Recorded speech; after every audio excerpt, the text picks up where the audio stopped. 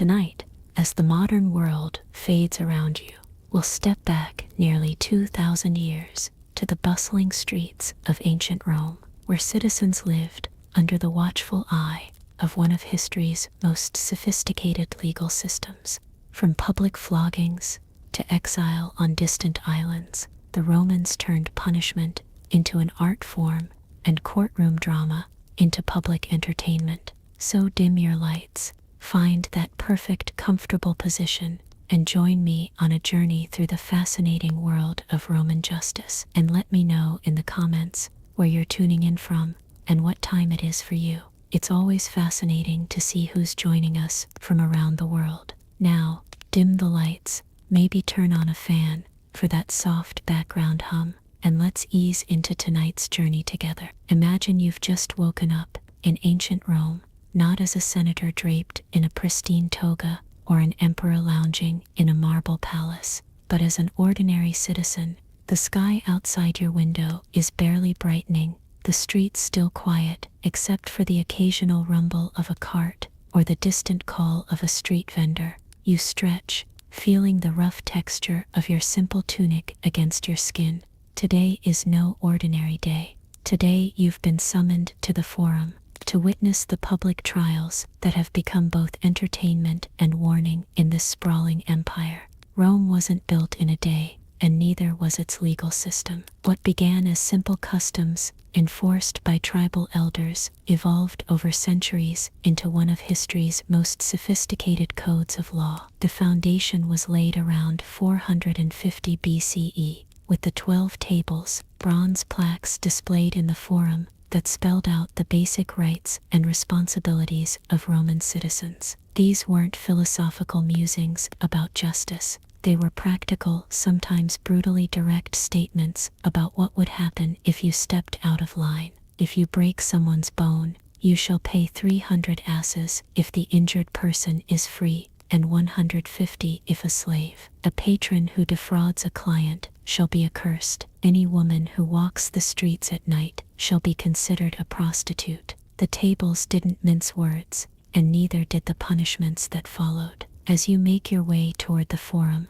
the morning sun warming the cobblestones beneath your sandals, you can't help but feel a mixture of dread and curiosity. Roman justice is famously public. There are no quiet halls of judgment, no private chambers where the accused can hide their shame. Justice in Rome is a spectacle designed not just to punish the wrongdoer, but to deter anyone watching from following the same path. The Roman Forum gradually comes into view, a sprawling complex of temples, basilicas, and government buildings nestled in the valley between the Palatine and Capitoline hills. In its heyday, this was the beating heart of the empire, where politics, religion, commerce, and yes, justice, all intertwined. Today, it's particularly crowded. Word has spread that several interesting cases will be heard, including that of a wealthy merchant accused of selling tainted grain, and a senator suspected of taking bribes. Roman courts aren't tucked away in imposing buildings with heavy doors and hushed corridors. They're often conducted in the open air,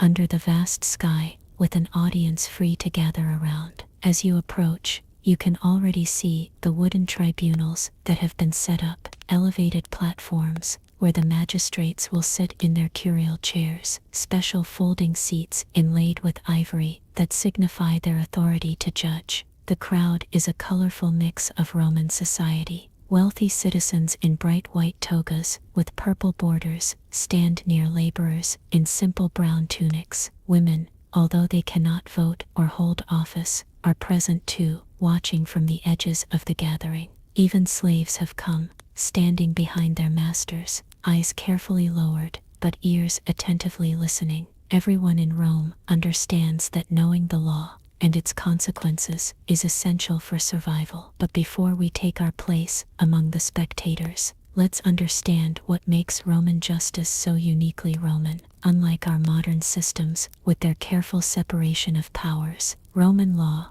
blurred the lines between politics, religion, and justice. The same men who passed laws in the Senate might enforce them as magistrates or interpret them as judges. Justice wasn't blind. It was deeply personal, shaped by status, wealth, citizenship, and connections. Roman law divided offenses into two main categories: delicta and crimina. Delicta were private wrongs, what we might call civil cases today, disputes between individuals about property, contracts, or personal injury. Crimina were public crimes that threatened the Roman state itself, like treason, corruption, or counterfeiting. How your case was handled, and what punishment you might face, depended enormously on which category your offense fell into. But perhaps more important than the nature of your crime was your personal status. Rome was a society obsessed with hierarchy, and this was reflected in its justice system. The honestiores, senators, equites, knights, municipal officials, and soldiers received far more lenient treatment than the humiliores, the common folk, the urban poor, and slaves. The same crime could result in a fine for a senator but execution for a slave. As you find a spot among the gathering crowd, you notice the first case is about to begin. The magistrate, a praetor wearing a toga with a purple stripe, takes his seat on the tribunal. He's flanked by lictors, official attendants carrying the fasces, bundles of rods and axes that symbolize the magistrate's power to punish. The message is clear. Justice here isn't just about resolving disputes, it's about maintaining order through the very real threat of pain, exile, or death. The first defendant is brought forward, a merchant accused of using false weights at his stall in the market. He looks nervous, tugging at his tunic, his eyes darting between the magistrate and the crowd. In Rome,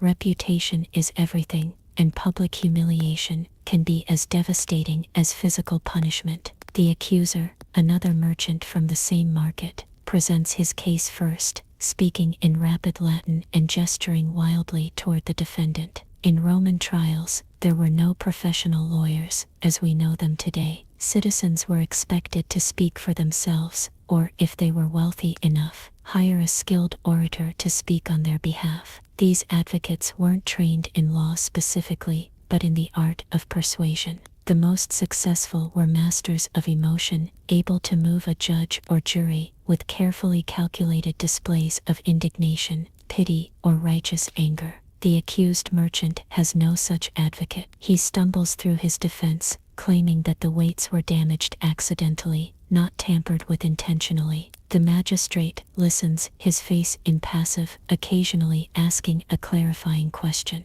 There's no jury in this case. For minor offenses, a single magistrate often served as both judge and jury. The crowd shifts restlessly, some muttering that the merchant is obviously guilty, others defending him as an honest man caught in unfortunate circumstances. Finally, the praetor raises his hand for silence. The forum grows quiet as he pronounces his verdict guilty. The punishment, he declares, will be a public flogging, followed by a heavy fine. The merchant's face crumples. It's not just the physical pain he dreads, but the shame. After this, his reputation will be tarnished, his business likely ruined. Two lictors step forward to lead him away. The crowd murmurs its approval. Some nod solemnly, others look on with undisguised satisfaction. Justice, Roman style, has been served, but this was just a minor case, a warm-up for the day's main event. The crowd's attention shifts as a more prominent figure is led before the tribunal.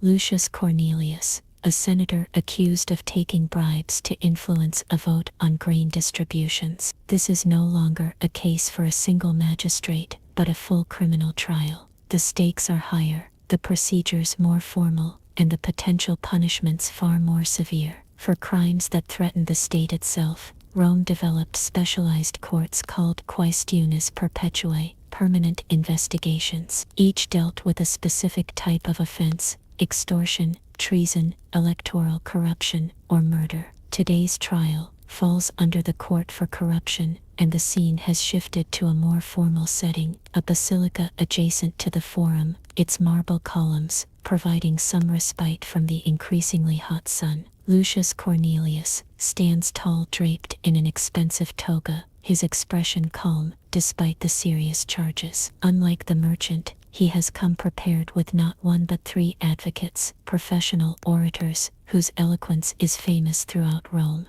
The prosecution is led by a young man from a rival senatorial family, eager to make his name by bringing down a political opponent under the guise of public service. The trial begins with the oath-taking.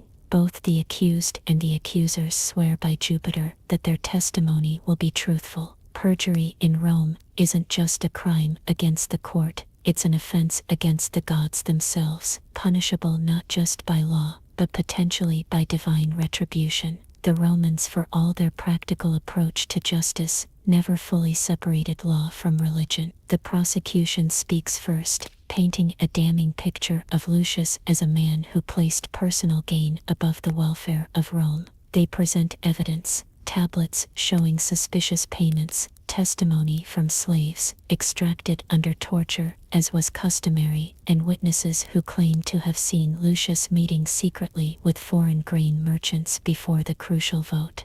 As the prosecution's case unfolds, you notice something interesting about Roman courts. There are no strict rules of evidence, as we understand them today. Hearsay, rumor, and character assassination are all fair game. The goal isn't just to prove what the defendant did, but to convince the judges of who he is. Is he the type of person who would commit such a crime? Has his past behavior shown him to be honorable or corrupt? These questions matter as much as the specific facts of the case. Lucius's advocates counter with a masterful defense. They don't just deny the charges, they reframe the entire narrative. The payments weren't bribes but legitimate business transactions. The meetings with grain merchants were part of Lucius's diligent research into the grain supply problem, and most effectively, they appeal to his years of service to Rome, his distinguished military career, his generous public donations. One advocate even brings forward Lucius's young children, dressed in mourning clothes, to plead silently for their father's life, a common tactic designed to evoke pity from the judges. The trial stretches on for hours, the arguments growing more heated, the rhetoric more elaborate. By late afternoon, both sides have presented their cases, and the matter falls to the jury, selected Roman citizens who will determine Lucius's fate. Each juror receives a small tablet with A for absolvo, acquit on one side, and C for condemno, condemn on the other. One by one, they cast their votes into an urn. The tension in the basilica is palpable as the votes are counted. Lucius stands perfectly still, his dignity intact whatever the outcome. Finally, the result is announced, acquittal, but by the narrowest of margins. The crowd erupts in a mixture of cheers and boos. Some see justice served, others cry corruption. Lucius shows no emotion beyond a slight nod to his advocates. In Rome's political arena, today's victory could easily become tomorrow's new accusation. As you leave the basilica and step back into the late afternoon sunlight, you reflect on what you've witnessed. Roman justice is a complex tapestry of law, politics, status, and performance.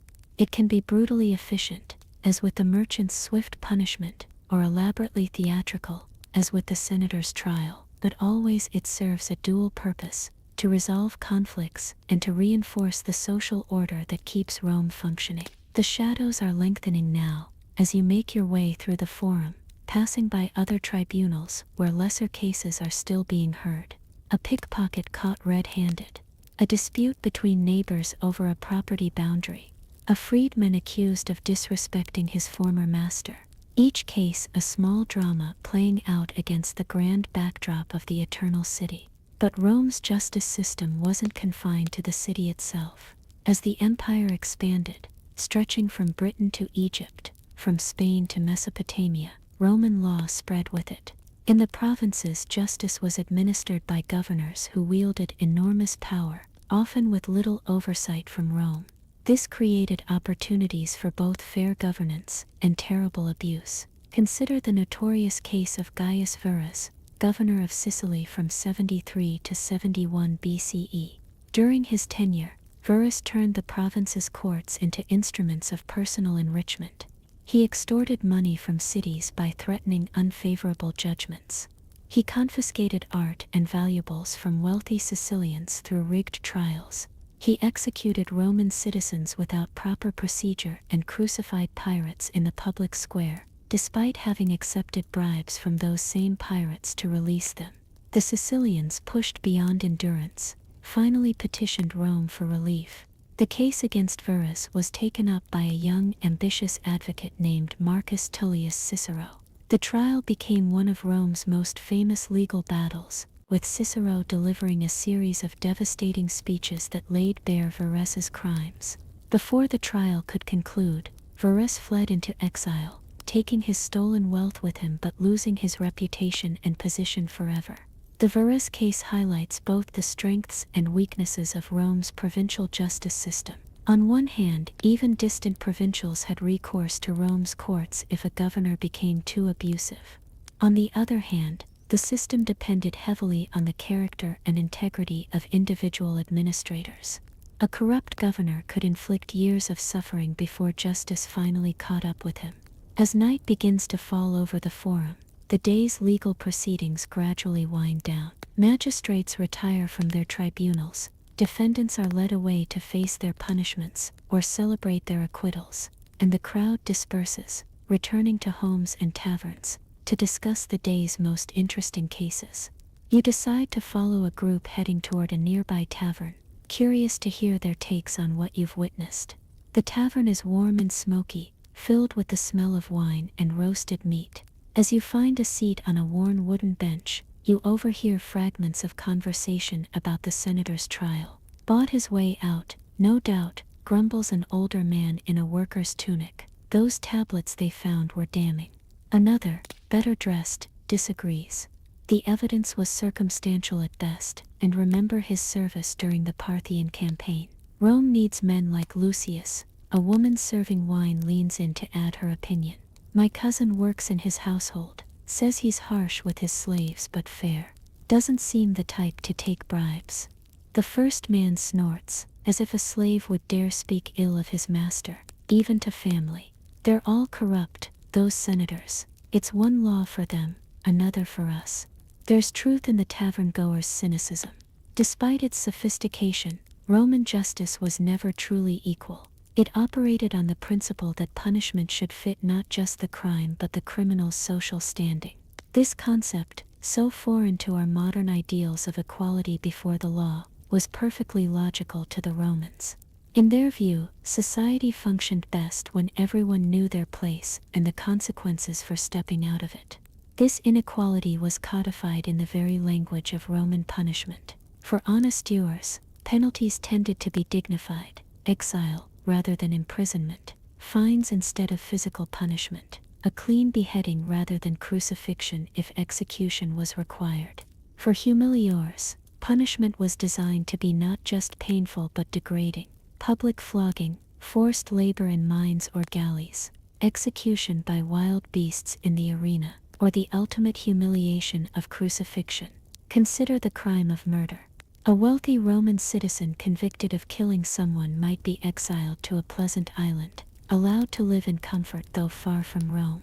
A slave who killed his master, however, faced an unimaginable fate. According to ancient custom, every slave in the household would be executed alongside the perpetrator, regardless of their innocence or complicity. This stark disparity reached its most extreme with the status of slaves, who existed entirely at the mercy of their master's private justice. A master could legally kill his own slave for any reason until the reign of Emperor Hadrian, who finally restricted this right in the 2nd century CE. Even then, a slave's testimony wasn't considered valid in court unless extracted through torture, based on the belief that a slave would only speak truth when in pain. Yet for all its flaws, the Roman legal system also produced remarkable innovations. It developed sophisticated concepts of contracts, property rights, and testamentary law. It distinguished between intent and accident, recognized degrees of guilt, and understood the concept of self-defense. It created the presumption of innocence, embodied in the maxim "I incumbit probatio quid dicit, non quid neget." Proof lies with the one who asserts, not the one who denies. The wine flows freely in the tavern. and the conversation drifts to other famous cases from Rome's history. A retired soldier recounts the treason trials under Emperor Tiberius, when accusation alone was often enough to secure conviction. An elderly merchant remembers the chaos of the civil wars, when justice depended entirely on which faction controlled the courts. A young student of rhetoric excitedly describes Cicero's defense of Sextus Roscius, accused of patricide, a defense so brilliant it launched Cicero's career, but also risked his life by implicitly criticizing the dictator Sulla. As you listen, you realize that Roman justice, for all its theatrical public face, was fundamentally a storytelling contest. The side that told the most compelling, most believable story usually won. Evidence mattered, certainly, but narrative mattered more. The ability to weave facts, suppositions, character assessments, and appeals to emotion into a coherent whole that resonated with the judges. This emphasis on narrative explains why Rome's greatest lawyers were its greatest orators.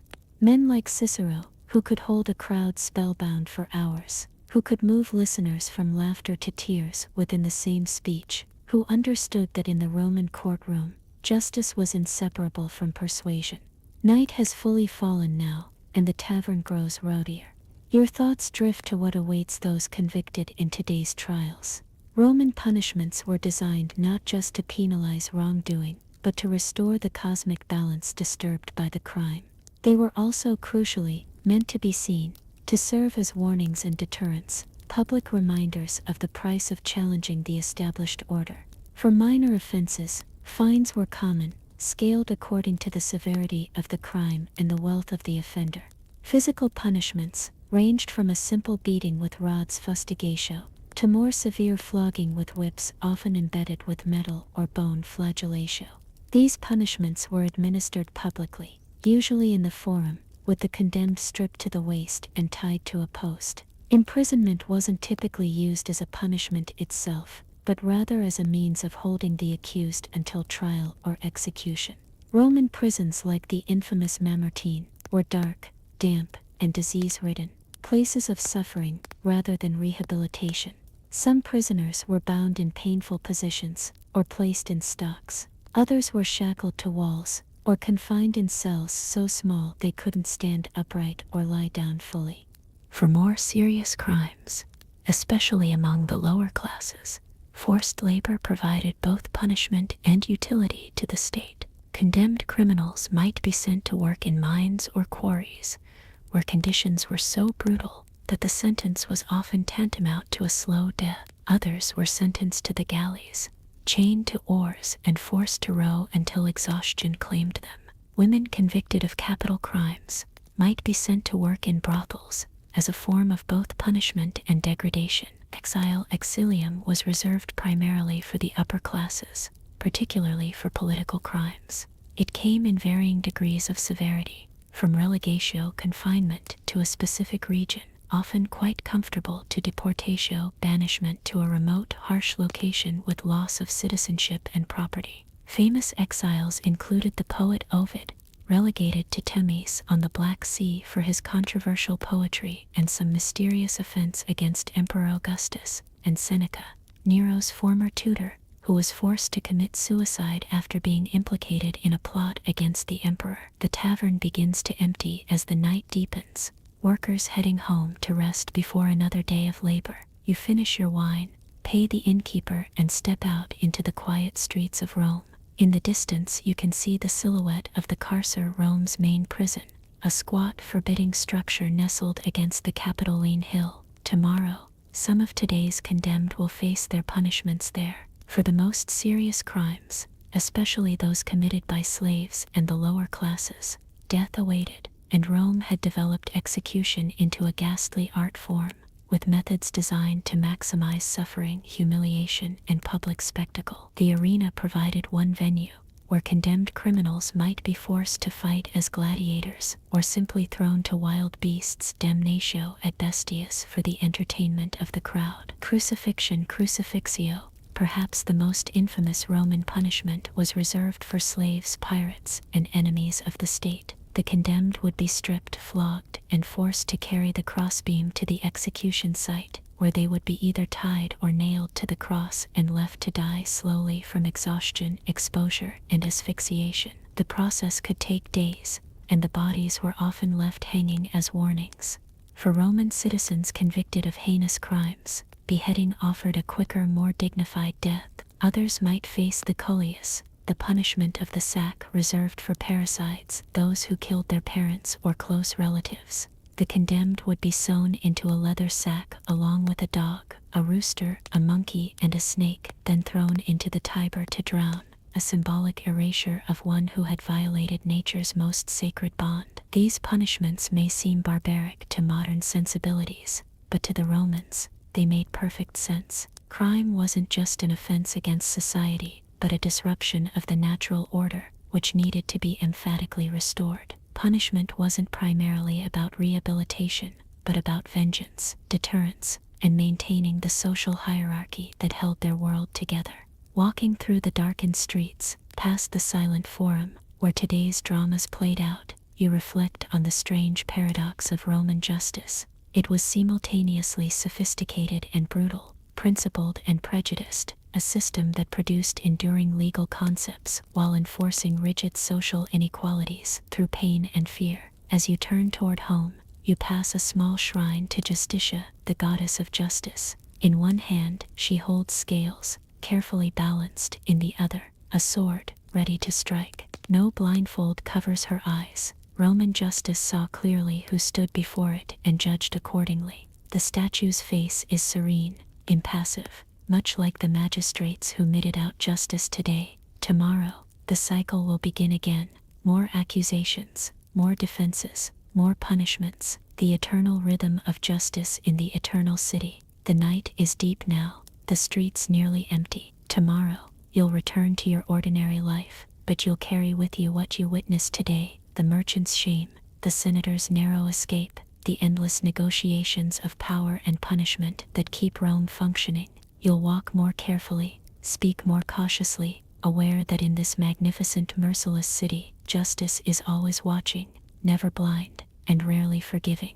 The next morning dawns bright and clear, the sounds of the waking city filtering through your window. Yesterday, you witnessed Roman justice in action, its pageantry, its brutality, its strange mixture of principle and prejudice. Today, you'll delve deeper into the stories that shaped this remarkable system, the famous trials that still echo through history, and the evolution of punishment across Rome's 1,000-year journey from republic to empire. Your morning routine complete, you decide to visit the tabularium, the state archive where Rome's legal records are stored. The massive building, with its imposing arcades of volcanic stone, stands at the foot of the Capitoline Hill, overlooking the Forum.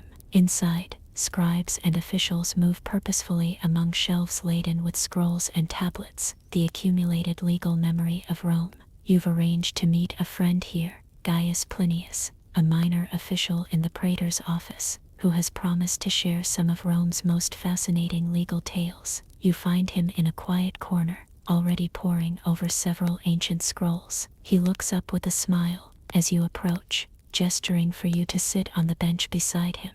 "Ah, there you are," he says, voice hushed in the reverent quiet of the archive. "I've been reviewing some old cases I thought might interest you." Rome's legal history is written not just in our laws and procedures, but in the stories of individuals who faced justice, for better or worse. Gaius unrolls the first scroll carefully, his finger tracing the Latin text. "Let me tell you about the case that changed Rome's understanding of insanity in criminal law, the trial of Marcus Claudius, which took place during the early Republic, around 300 BCE. Marcus, Gaius explains, was a respected merchant who had never shown any signs of mental instability until the death of his young wife in childbirth. Overcome with grief, he became increasingly erratic, claiming to see his wife's ghost and hear her voice calling to him. His behavior grew more disturbing, until one night, believing he was saving a child from a demon, he killed his neighbor's son.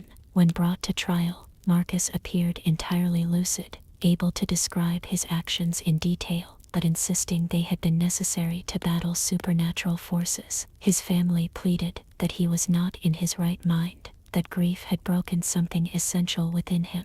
The case presented a dilemma for Roman justice, which traditionally held that intent was crucial in determining guilt. If Marcus truly believed he was fighting demons, could he be said to have intended murder? The judges consulted with priests, physicians, and philosophers before reaching their verdict. Marcus was guilty, but would not face execution. Instead, he would be confined to his family's care, with his relatives responsible for preventing any future violence. This case, Gaius tells you, established the concept of non compos mentis, not master of one's mind, in Roman law. Recognizing that mental state could mitigate criminal responsibility, it was an early step toward what would eventually become the insanity defense in modern legal systems. But Roman justice could be surprisingly flexible, even when dealing with those of sound mind. Gaius continues, selecting another scroll. Consider the famous case of Horatius. This ancient tale, set in Rome's earliest days during the war with Alba Longa,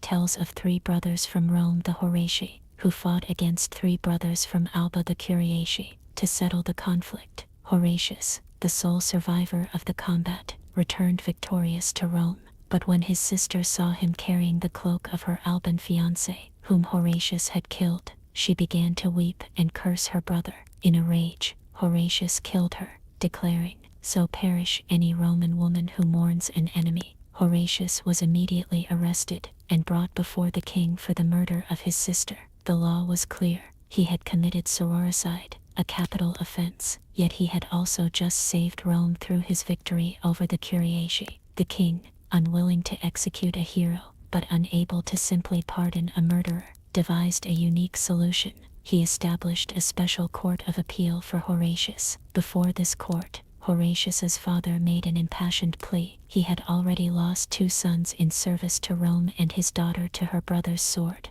To lose his last child to execution would be too great a burden.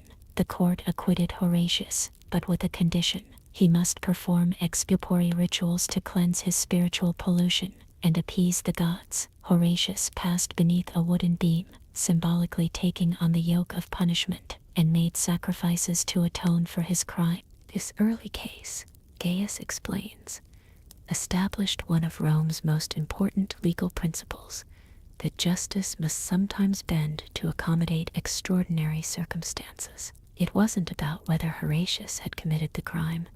He clearly had, but whether strict application of the law served the greater good of Rome. The morning light shifts through the high windows of the tabularium as Gaius selects yet another scroll. Now let me tell you about a case that reveals the darker side of our justice system, how easily it could be manipulated by the powerful. This is the story of Statius Albius Oppianicus. In 74 BCE, a young man named Cluentius accused his stepfather Oppianicus of attempting to poison him. The case came before a jury headed by the judge Junius, and despite substantial evidence of Oppianicus's guilt, rumors began circulating that bribes were being offered to secure a conviction. After Oppianicus was indeed found guilty, a political scandal erupted. Lucius Quinctius, a tribune of the plebs, alleged that it was actually Cluentius, not Oppianicus, who had bribed the jury. The scandal grew so large that it led to a special investigation, which concluded that Judge Junius had indeed accepted bribes. Junius was convicted, his reputation ruined. 8 years later, when Junius's son brought a counter case against Cluentius, the great orator Cicero defended Cluentius. In a masterful display of rhetorical skill, Cicero rewrote the narrative entirely, arguing that it was Oppianicus who had attempted to bribe the jury first, forcing Cluentius to counter-bribe simply to ensure justice was done. Cicero won the case, but the truth of what actually happened remains clouded. The Oppianicus affair, Gaius says soberly, shows how Roman justice, for all its procedural sophistication, remained vulnerable to corruption and manipulation. Money and influence could twist the course of justice, especially during the late Republic when political factions were constantly vying for advantage. As the morning stretches toward noon, Gaius suggests continuing your historical exploration over lunch. You follow him to a nearby tavern frequented by the archive's employees, where the wine is decent and the conversation lively. settled at a corner table with cups of watered wine and plates of bread, cheese, and olives, Gaius resumes his tales. We've discussed ordinary citizens and political figures, but what about Rome's ultimate authority? The emperors themselves. How did they interact with the justice system they ostensibly stood above? Gaius leans forward, lowering his voice slightly. Consider the curious case of Emperor Claudius and his role as judge. Claudius, who ruled from 41 to 54 CE, was known for his scholarly interest in law and his personal involvement in judicial proceedings. Unlike many emperors who delegated legal matters to officials, Claudius frequently presided over trials himself. He was known for his attention to detail and his genuine desire to reach fair verdicts. However, he was also notorious for his unpredictable judgments and sometimes bizarre behavior on the bench. In one famous incident, Claudius was hearing a case involving a woman who denied that a young man was her son. When the evidence seemed inconclusive, Claudius resorted to an ancient method of resolving such disputes. He ordered the woman to marry the young man. Horrified at the prospect of incest, she finally admitted that he was not her son but a lover whose relationship with her would be scandalized if revealed. Claudius was pleased with his clever resolution. Gaius chuckles, but it illustrates how imperial justice often depended on the quirks and personalities of individual emperors, rather than consistent application of legal principles. The same case might receive entirely different treatment depending on which emperor heard it and what mood he was in that day. The tavern has filled with the lunch crowd now, creating a pleasant backdrop of conversation and clinking dishes. Gaius takes a long sip of his wine before continuing. Of course, no discussion of Roman legal history would be complete without mentioning the trial that has fascinated and divided opinion for 2 millennia. The trial of Jesus of Nazareth under Pontius Pilate. The trial, as recorded in various sources, illustrates the complex interplay between Roman provincial justice and local legal systems. Jesus was first brought before the Jewish Sanhedrin on religious charges of blasphemy, but since only the Roman authorities could impose capital punishment in Judea, he was then taken to the Roman prefect, Pontius Pilate. Pilate found himself in a difficult position. The case before him was primarily a religious dispute among the Jews, not a matter of Roman law. Jesus had not committed any crime against Rome itself, yet the local authorities were insistent on his execution, threatening to portray Pilate as disloyal to Caesar if he refused. In the end, Pilate famously washed his hands of the matter, symbolically rejecting responsibility while still ordering the execution. The case demonstrates how Roman provincial governors often had to balance Roman legal principles against local customs and political pressures, sometimes sacrificing justice for expediency. The Romans were practical above all else, Gaius observes, finishing his wine. Our legal system was never meant to be perfect, just functional enough to maintain order across a vast empire of diverse peoples. Sometimes that meant compromise, sometimes harshness, sometimes surprising mercy. After lunch, Gaius suggests a walk to the Campus Martius, where he has more stories to share. As you stroll through Rome's bustling streets, he turns your attention to how ordinary Romans navigated the complexities of the legal system in their daily lives. Consider the situation of women under Roman law, he begins. The popular perception is that Roman women were entirely subject to male authority, and for much of our early history that was indeed the case under the system of patria potestas, where the oldest male in a family held absolute power over all family members. But the law evolved, and women found ways to work within and around its constraints. He tells you about Gaia Afrania, a woman of the late Republic who became notorious for representing herself in court, an unusual but not forbidden practice. She was evidently skilled in legal argument, but was harshly criticized by male contemporaries for violating gender norms. The historian Valerius Maximus later wrote of her with undisguised contempt, claiming that she barked in the courts and became a symbol of female shamelessness. Yet despite such prejudice, by the time of the empire, Roman women had gained significant legal and financial independence compared to women in many other ancient societies. They could own property, run businesses, initiate divorce, and make wills. They remained excluded from political life and faced many legal restrictions, but some, particularly wealthy widows, exercised considerable autonomy. There's a fascinating case from the reign of Septimius Severus, Gaius continues as you cross the field of Mars, involving a woman named Domitia Longina, who sued her own son over a property dispute. Not only did she bring the case herself,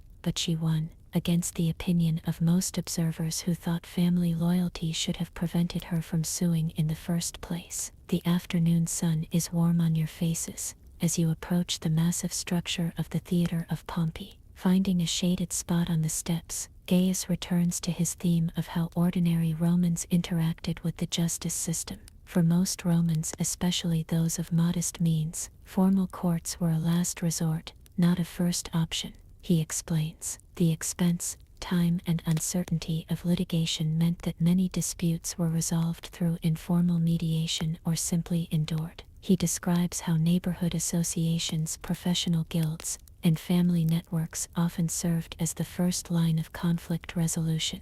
If a merchant sold faulty goods, a customer might appeal to the guild rather than the courts. If neighbors quarreled over a boundary line, respected community members might be asked to arbitrate. Only when these informal mechanisms failed would most people consider formal legal action. Of course, Gaius adds with a wry smile, there were always those who rushed to litigation at the slightest provocation. We call them jurgiosi, quarrelsome ones, and they were as common in Rome as they are everywhere. He tells you about Aulus Caecina and Sextus Aebutius, two men who spent years locked in increasingly bitter legal battles over a piece of land in Etruria. The case became so complicated, involving questions of inheritance, citizenship, and procedural technicalities, that Cicero used it as an example of how the legal system could be manipulated by those with enough time and resources to pursue endless litigation.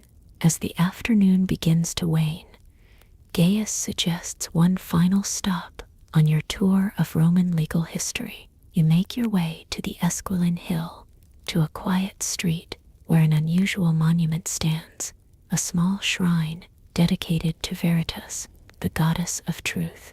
Unlike many of Rome's grander religious sites, this one was established by private citizens, former litigants who had been vindicated in court after being falsely accused. This brings us to another fascinating aspect of Roman justice. Gaius says, gesturing toward the shrine, the concept of calumnia, malicious prosecution. Romans recognized that the legal system itself could become a weapon in the wrong hands. To discourage false or vindictive accusations, Roman law developed penalties for those who brought cases without sufficient basis. Under the process known as calumnia, iudicium, if an accuser failed to secure a conviction, he could himself be tried for calumnia. If found guilty, he would face infamia, a formal loss of certain civil rights, and a permanent stain on his reputation. In some cases, the penalty mirrored what the falsely accused would have suffered, the principle of lex talionis, the law of retaliation. One famous case involved a knight named Cassius Severus, Gaius recounts, who had made a career of prosecuting prominent citizens, often on flimsy grounds. After a particularly egregious false accusation against a provincial governor, Severus was himself convicted of calumnia. He was stripped of his rank, lost much of his property, and eventually died in exile, a cautionary tale that justice could turn on those who abused it. The sun is beginning to set now, casting long shadows across the city. Gaius looks at the darkening sky and suggests returning to the Forum for one last story, perhaps the most important for understanding the spirit of Roman justice. As you walk back through streets now glowing with the warm light of oil lamps and cooking fires, Gaius speaks of Lucius Junius Brutus, one of Rome's legendary founders. After helping to overthrow the last king and establish the Republic in 509 BCE, Brutus became one of the first consuls. He had sworn that no one would ever again rule as king in Rome, an oath he would be terribly tested on. When a conspiracy to restore the monarchy was discovered, Brutus found himself in an unimaginable position. Among the conspirators were his own sons, Titus and Tiberius. As consul responsible for administering justice, Brutus had to decide their fate. The ancient sources tell us, Gaius says solemnly as you reach the now quiet forum, that Brutus showed no emotion as he ordered his son's execution. He watched without tears as they were flogged and beheaded, placing his duty to Rome above even his love for his children. This tale, whether entirely historical or partly mythical, became foundational to the Roman concept of justice. It taught that the law must be applied impartially, without regard to personal feelings or connections. Gaius pauses beside the ancient black stone known as the lapis niger, believed by Romans to mark the grave of Romulus, or perhaps the spot where Brutus himself had once stood in judgment. In that moment, Brutus embodied what Romans most admired in their justice system, not its cleverness or sophistication, but its stern, uncompromising commitment to the greater good of the state. The forum is peaceful now, so different from the bustling, noisy scene of yesterday's trials. In the gathering dusk, you can almost see the shadows of the countless Romans who stood here over centuries, accusers and defendants, judges and advocates, the powerful and the humble, all playing their parts in the long drama of Roman justice. What became of it all, you ask Gaius, gesturing around at the forum, the heart of a legal system that once governed much of the known world. It never truly died, he answers, his voice soft in the evening stillness. When the Western Empire fell in the 5th century, Roman law persisted in the East as part of Byzantine jurisprudence. Then beginning in the 11th century, scholars in Bologna rediscovered Justinian's great legal codification, the Corpus Juris Civilis, and began teaching it anew. This revival, Gaius explains, sparked what historians would later call the reception of Roman law, as principles and concepts from Roman jurisprudence gradually spread across Europe, influencing the development of both secular and canon law. Civil law systems around the modern world, in continental Europe, Latin America, parts of Africa, and much of Asia, still bear the unmistakable imprint of Roman legal thinking. Even in places like Britain and its former colonies, which developed their own common law tradition, Gaius adds, Roman concepts seeped in through various channels. Terms like subpoena, affidavit, and habeas corpus have Latin roots. The idea that someone can legally act on another's behalf comes from the Roman concept of agency. Contract principles, property distinctions, even basic categories of public and private law, all echo Rome's influence. Night has fallen completely now. The forum lies in darkness, illuminated only by the light of the moon and a few distant torches. It's time to bid farewell to Gaius and return home, your mind filled with the stories he shared, tales of justice and injustice, mercy and cruelty, wisdom and folly, all woven into the complex tapestry of Roman law. As you make your way through Rome's nighttime streets, you reflect on what you've learned. Roman justice was paradoxical, simultaneously humane and brutal, sophisticated and primitive, principled and pragmatic. It recognized fundamental legal concepts that would echo through the millennia, while accepting social inequalities that modern minds find abhorrent. Perhaps its most enduring legacy lies not in specific laws or procedures, but in its underlying philosophy that a society needs clear rules, consistently applied to function. That justice must balance retribution with social utility, that law, while imperfect, offers a better path than violence or chaos for resolving human conflicts. When you finally reach home and prepare for sleep, you realize that today's journey through Roman legal history has changed how you see the city around you. Behind the grand facades and beneath the bustling streets lies an invisible architecture of law, the accumulated wisdom, compromises, and sometimes harsh lessons of countless generations seeking that most elusive goal, justice. The oil lamp flickers beside your bed as drowsiness begins to overtake you. In your mind's eye, you see one last image, the statue of Justitia with her scales and sword, her eyes clear and direct, gazing out across the centuries, not blind as later ages would portray her, but clear-sighted, seeing the world as it is, with all its complications and contradictions, yet still striving for balance. It is a fitting final thought as you drift into sleep, carrying with you the stories of Rome's eternal search for justice in an imperfect world. Now that we've explored the foundations of Roman justice, witnessed its application through famous trials, and traced its legacy to modern legal systems, let's turn our attention to some of the more unusual aspects of Roman law, the peculiar crimes, strange punishments, and exceptional cases that illuminate the Roman worldview in all its fascinating complexity. Imagine you've awakened on yet another Roman morning, the third day of your journey through the empire's legal landscape.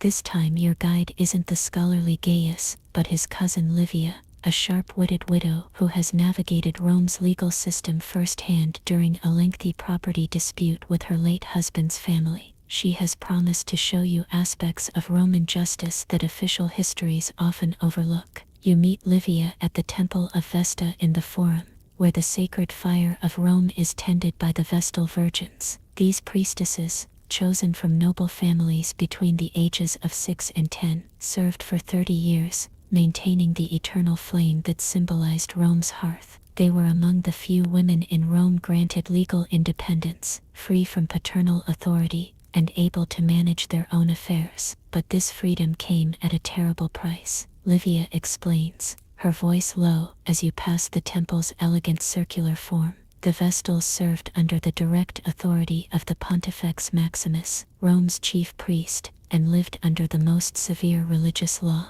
Their primary duty, maintaining virginity throughout their service, was enforced with the most extreme punishment imaginable. If a Vestal was found guilty of breaking her vow of chastity, the consequences were horrifying. She would be dressed in funeral attire, carried on a bier through the city streets, and led to the Campus Siluratus, the evil field, near the Colline Gate. There she would enter a small underground chamber provisioned with a bed, some food, water, and a lit lamp. Once she descended, the entrance would be sealed, and she would be left to die from starvation in complete darkness once her lamp's oil was exhausted. The Romans believed that since the Vestals could not be executed directly, as their death might anger the goddess, this form of live burial was a workaround. Livia explains, they weren't technically executed but sealed away to face divine judgment. The man involved in the violation, if discovered, faced a more straightforward punishment, public flogging until death. One of the most famous cases involved the Vestal Cornelia, chief of the Vestals during Emperor Domitian's reign in the late 1st century CE. Despite her distinguished service and protests of innocence, she was convicted of incestum, unchastity in 83 CE. According to the historian Pliny the Younger, when the executioners began to lower her into the underground chamber, her gown caught on the way down. When they offered a hand to help, she refused, turning away as if avoiding having her chaste and pure body touched by the executioner's impure hand. Even in her final moments, Cornelia maintained the dignity of her position. What makes the case particularly troubling, Livia notes as you leave the temple behind, is that Domitian may have accused the Vestals to distract from his own political troubles. Some historians believe the charges were fabricated to create the impression that Rome's misfortunes stemmed from religious pollution rather than imperial mismanagement. The morning sun is climbing higher, as Livia leads you away from the Forum toward the Palatine Hill, where Rome's wealthiest citizens and eventually its emperors made their homes. Roman law wasn't just concerned with actions but with words, she explains. The crime of majestas, treason, or lese majeste expanded over time to include not just actions against the state, but speech deemed disrespectful to the emperor. During the reign of Tiberius 1437 CE, a man named Aelius Saturninus was executed for reciting poems critical of the emperor during a dinner party. Under Nero, the poet Lucan was forced to commit suicide for his perceived disloyalty. As the empire progressed, even casual remarks could be dangerous. Cassius Dio records that a man was executed for bringing a coin bearing the emperor's image into a brothel, as this was considered disrespectful to the imperial likeness. Perhaps the strangest case, Livia says as you pause to rest in the shade of a portico, was that of alias Lamia. After Emperor Domitian forced Lamia to divorce his wife so that Domitian could marry her himself, Lamia made a seemingly innocent jest at a dinner party. When someone praised his voice, Lamia replied, "That's what happens when you practice abstinence." For this subtle reference to his forced divorce, Lamia was executed. By the late Empire, Maestus became a common tool for eliminating political rivals or seizing property from the wealthy. Ammius Marcellinus describes how, under Emperor Valentinian I, even dream-telling could be prosecuted as treason. If anyone consulted a seer about the squeaking of a field mouse or about any similar portent, he was informed against as a criminal and was haled into court to face a capital charge. The sun has reached its zenith as Livia suggests stopping for refreshment at a small tavern tucked away on a side street. Over cups of cool water and plates of dried fruit, she turns the conversation to one of Rome's most peculiar legal categories, injuria, personal insult or offense against dignity. Romans took their dignity extraordinarily seriously, she explains. An insult wasn't just a moment's discomfort, it was an attack on one's standing in society and therefore actionable under law. The concept of injuria encompassed a remarkably broad range of offenses: verbal abuse, physical assault, public humiliation, or any behavior that undermined a citizen's dignitas. Penalties varied according to the severity of the insult and the status of both offender and victim, but could include fines, corporal punishment, or even exile in extreme cases. One famous case involved a young Julius Caesar who was kidnapped by pirates in his youth. During his captivity, the pirates set his ransom at 20 talents. Caesar laughed and suggested they ask for 50 as he was worth far more. After his release and payment of the 50 talents, Caesar raised a naval force, captured the pirates, and had them crucified, but remembering they had treated him well otherwise, he ordered their throats cut first as an act of mercy. The pirates had committed not just the crime of kidnapping but the injuria of undervaluing Caesar's worth. The Romans even had a specific category for particularly outrageous insults. Livia continues, nibbling on a dried date. Atrox injuria covered offenses that were especially serious due to the location, such as in the forum or theater, the methods such as a physical beating, or the status disparity between offender and victim, such as a slave insulting his master or a commoner mocking a magistrate. The afternoon has advanced by the time you and Livia leave the tavern. She suggests visiting one of Rome's lesser-known but most symbolically important locations, the Tarpeian Rock, a steep cliff on the southern summit of the Capitoline Hill. This, she says solemnly as you stand at a safe distance from the precipitous edge, was Rome's oldest place of execution. Traitors, perjurers, and certain other criminals were thrown from this height onto the jagged rocks below, a death that was both physically brutal and deeply symbolic as it represented ejection from the community of Rome itself. The deadly drop from the Tarpeian Rock was named for Tarpeia, a legendary figure who betrayed Rome to the Sabines in Rome's earliest days and was punished by being thrown from this very spot. Over the centuries, it became the traditional execution site for crimes against the state. During the Republic, this punishment was often used against corrupt magistrates or those who aspired to monarchy. In the late Empire, it became one of many execution methods at the emperor's disposal. The last recorded execution here was in 438 CE. Livia tells you, when Consul Ambrosius Saturninus was put to death in the old way for slandering Emperor Valentinian III. By then Christianity had begun to soften some of Rome's harsher punishments, though others persisted or even intensified. As the afternoon begins to wane, Livia leads you toward the Tiber River, Rome's ancient waterway and sometimes unwitting accomplice in its justice system. Rivers held special significance in Roman law, she explains as you approach the rushing waters. They were boundaries, trade routes, resources, and occasionally instruments of punishment. One of Rome's most peculiar punishments was the poena culae, punishment of the sack, reserved primarily for patricides, those who killed their fathers or by extension close relatives. The convicted criminal would be sewn into a leather sack along with a dog, a rooster, a monkey, and a snake, then thrown into the Tiber to drown. The symbolism was elaborate, Livia says, gazing at the flowing water. The criminal was denied proper burial by being drowned. The animals represented different aspects of the crime's depravity: the snake's venom, the monkey's mischievousness, the dog's shamelessness, the rooster's restlessness. Being sealed in darkness with these creatures was as much psychological torment as physical punishment. One of the most famous cases involved Publicius Malleolus, who murdered his mother in 101 BCE. After being sentenced to the Coelius, he apparently begged to be allowed to see the sun one last time before being sewn into the sack, a request that was denied.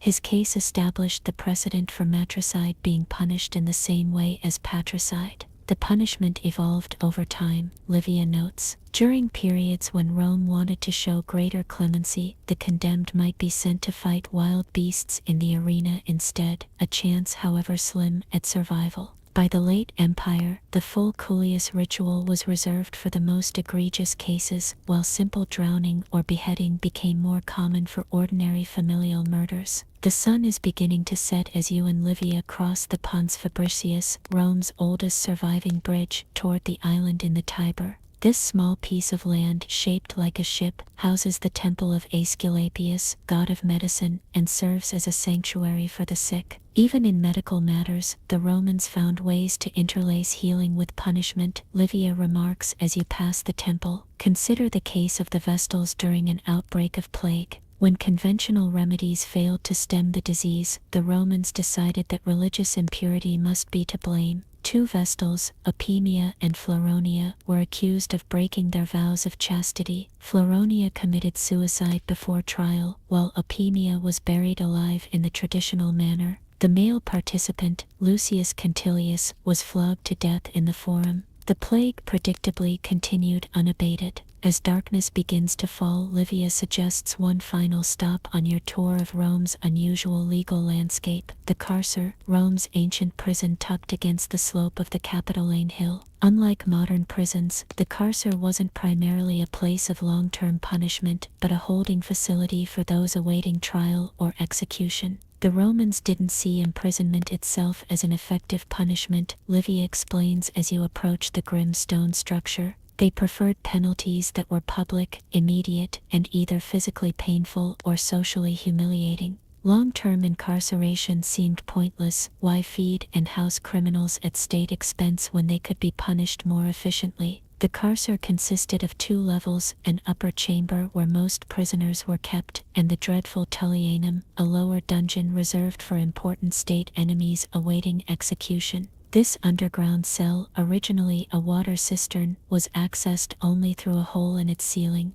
It was here that foreign leaders, defeated in war and paraded through Rome in triumph, met their end. The Gaulish leader Vercingetorix, the Numidian king Jugurtha, and many others spent their final hours in this dank pit before being strangled. Perhaps the most famous prisoners were the apostles Peter and Paul, Livia adds, though historical evidence for their specific imprisonment here is debated. Early Christian tradition holds that both were held in the carcer before their executions under Nero. Night has fallen completely now, the streets of Rome illuminated by oil lamps and the occasional torch. Livia suggests concluding your exploration at a small wine shop near the Theatre of Marcellus, where you can reflect on all you've learned about Roman justice. Seated on wooden benches with cups of rich red wine, you ask Livia about her personal experience with Rome's legal system. She sighs, twirling the cup between her fingers. After my husband died, she begins, his brothers claimed that his will leaving most of his property to me was invalid. They argued that since it was written during his final illness, he wasn't of sound mind. The case dragged on for nearly 2 years, through multiple hearings and appeals. I had to secure the testimony of the physicians who attended him, the witnesses to the will, and even character witnesses to establish that our marriage had been harmonious, with no reason for him to disinherit me. The legal battle consumed her savings and tested her resolve. The judges seemed sympathetic, but the brothers had powerful connections. What ultimately saved me was discovering evidence that they had attempted to bribe one of the court officials, a serious crime that undermined their case and reputation. Livia's story exemplifies what you've learned about Roman justice.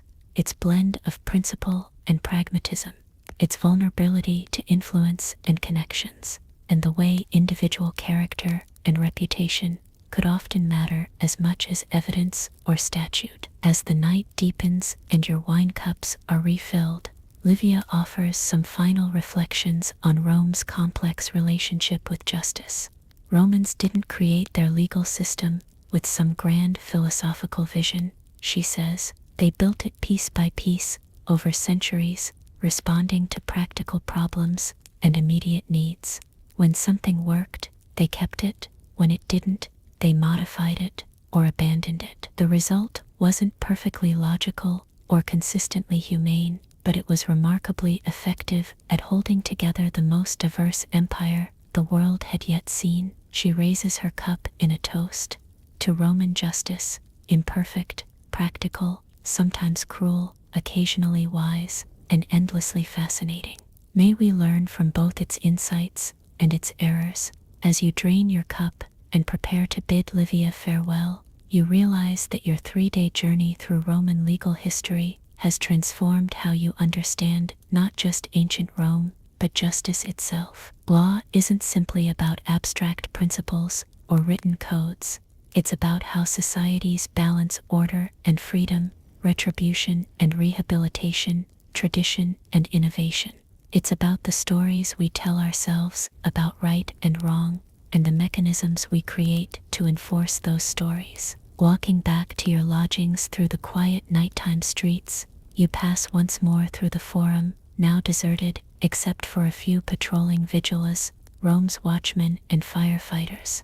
In the moonlight, the marble columns and stone temples glow with an ethereal light. Here, for centuries, Romans sought justice, sometimes finding it, sometimes perverting it, but always believing in its fundamental importance to their society. Tomorrow, you'll return to your own time, carrying with you the lessons of Roman justice, its sophistication and brutality, its pragmatism and formality, its enduring influence on our modern understanding of law. But for now, as sleep beckons, you take one last look at the Forum, the beating heart of a legal system that, for all its flaws, helped shape the course of human history. The legacy of Roman law extends far beyond specific statutes or procedures. It gave us a vocabulary for discussing justice, a framework for balancing competing interests, and a set of principles that continue to influence legal thinking worldwide. From the presumption of innocence to the importance of intent, from the distinction between public and private wrongs to the concept of legal representation, Roman innovations echo through the corridors of courthouses around the globe. But perhaps the most profound legacy of Roman justice lies in its fundamental premise that law, however imperfectly implemented, offers a better path than violence or arbitrary power for resolving human conflicts. In a world where might often made right, Rome attempted to create a system where right made might, where authority derived from law rather than law from authority. As you finally reach your lodgings and prepare for sleep, the stories of Roman justice, from the stern Brutus watching his son's execution to the dignified Vestal Cornelia descending to her underground tomb, from the elaborate theater of criminal trials to the pragmatic resolution of commercial disputes, swirl in your mind like leaves in the Tiber's current. They remind us that justice is never abstract, but always embedded in human lives, human choices, and human consequences. Your eyelids grow heavy as you settle onto your bed. Outside, the eternal city sleeps under the same stars that watched over its legal dramas for 1,000 years. And as you drift into slumber, you carry with you not just knowledge of an ancient legal system, but a deeper appreciation for humanity's endless quest to find justice in an imperfect world. The legacy of Roman law unfolds across the centuries like ripples on water. After the Western Empire's fall in 476 CE, Roman legal traditions continued in the Byzantine Empire, culminating in Emperor Justinian's monumental Corpus Juris Civilis in the 6th century, a comprehensive codification that would later become the foundation for much of Europe's legal revival. During the early Middle Ages, Roman law retreated in Western Europe, replaced by a patchwork of tribal customs, feudal obligations, and ecclesiastical rules, yet it never disappeared entirely. In the late 11th century, a remarkable renaissance began when scholars in Bologna rediscovered and began systematically studying Justinian's Digest. This revival spread throughout Europe, with Roman legal concepts gradually integrating into local systems. By the 12th and 13th centuries, Roman law was being taught in universities across Europe, creating a class of professionally trained lawyers conversant in its principles. These jurists served in royal courts and administrative positions, subtly infusing Roman concepts into the emerging national legal systems. Canon law, the law of the Catholic Church, also incorporated substantial elements of Roman jurisprudence. This reception of Roman law, as historians call it,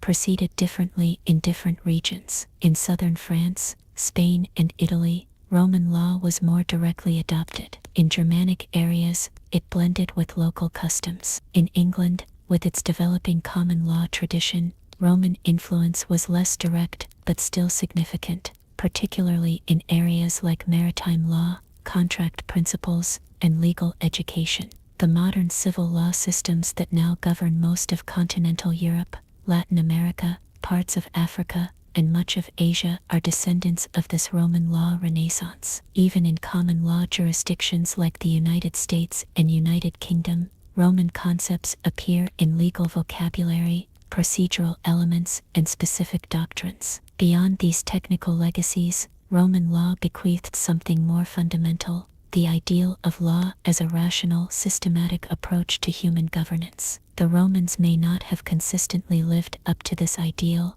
Their justice system could be harsh, biased, and corrupted by power, but they articulated aspirations that continue to inspire legal systems worldwide. As sleep finally claims you, your mind settles on a final thought. The story of Roman justice, with all its triumphs and failures, reminds us that law is not merely a set of rules, but a living, evolving conversation about how humans can live together in peace and order. It's a conversation that began long before Rome and continues long after its fall, a conversation in which we are all participants, whether we realize it or not. And in that comforting thought, your consciousness dissolves into dreams of togas and tablets, forum speeches and imperial decrees, the eternal human search for justice continuing across the centuries, from ancient Rome to our own time and beyond. A new dawn breaks over the 7 hills of Rome, painting the marble temples and columned forums in soft golden light.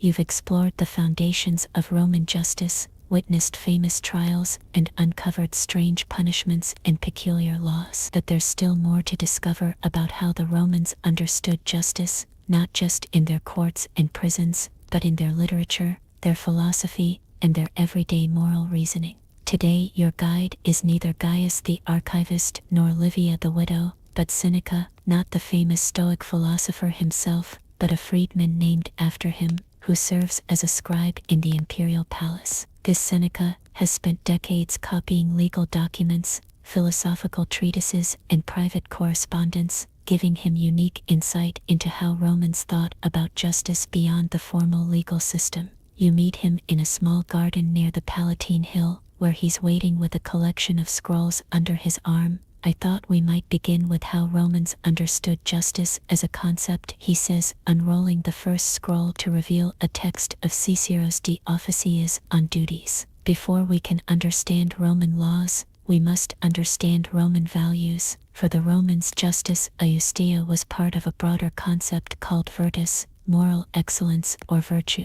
Other elements of virtus included prudentia, wisdom, fortitudo, courage, and temperantia, moderation. Justice wasn't simply about following written laws, it was about giving each person their due, maintaining social harmony, and behaving honorably even when no one was watching. Seneca points to a passage where Cicero writes that the foundation of justice is fides, good faith or trustworthiness. Without fides, contracts are meaningless, testimony worthless, and society itself impossible. This emphasis on keeping one's word explains why Romans treated oath-breaking so seriously, sometimes punishing it more harshly than violent crimes. Consider the story of Marcus Atilius Regulus, Seneca says, setting aside Cicero's text and unrolling another scroll. During the First Punic War, Regulus was captured by the Carthaginians. They sent him to Rome to negotiate a prisoner exchange, making him swear an oath to return if he failed. In Rome, Regulus actually advised the Senate against the exchange, arguing it wasn't in Rome's best interest. Then, despite knowing he faced torture and death, he returned to Carthage to keep his oath. Whether historically accurate or partially legendary, the tale of Regulus exemplified Rome's ideal of fights. A Roman would rather die honorably than live as an oath breaker. This principle extended beyond formal oaths to all promises and agreements, the foundation of both personal honor and commercial trust. Another scroll contains excerpts from Justinian's Digest, where the jurist Ulpian defines justice as the constant and perpetual will to render to each his due. This concept of sum cuique, to each his own, was fundamental to Roman thinking. But what was due to each person depended heavily on their status, creating the paradox of a justice system that strove for fairness within a deeply unequal society. The Romans, Seneca explains as the morning sun climbs higher, didn't believe all people deserved equal treatment. They believed all people deserved appropriate treatment according to their station. A senator deserved the dignity befitting a senator. A slave deserved the treatment appropriate for a slave. To treat everyone identically would have seemed as unjust to them as treating everyone differently seems to many modern societies.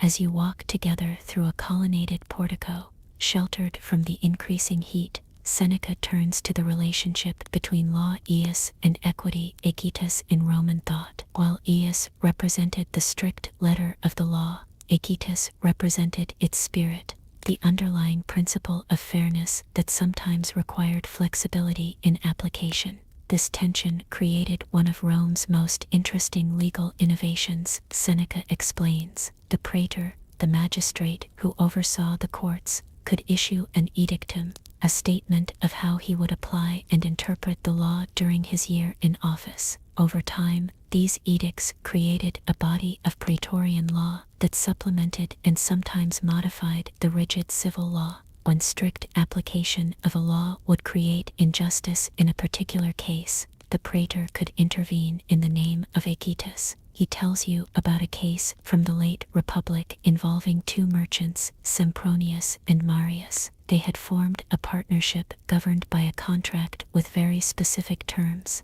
When unexpected circumstances made those terms ruinously unfair to Sempronius, the praetor modified the contract's application, citing equitas as the justification.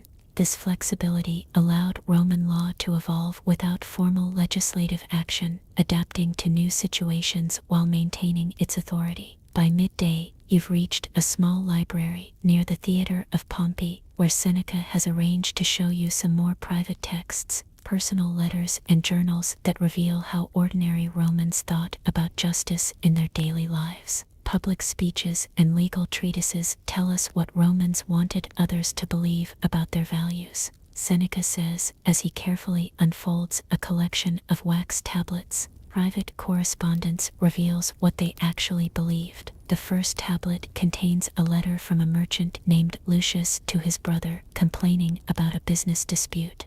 Though he believed he was legally in the right, Lucius decided not to pursue the matter in court, writing, "The cost of justice often exceeds the injury of injustice. Better to accept a small loss now than a larger one through litigation, not to mention the time wasted and relationships damaged." This pragmatic approach was common among Roman business people, who often preferred to resolve disputes through negotiation, mediation, or simply accepting losses rather than resorting to the courts. The formal legal system, with its delays, expenses, and uncertainties, was seen as a last resort, not a first option.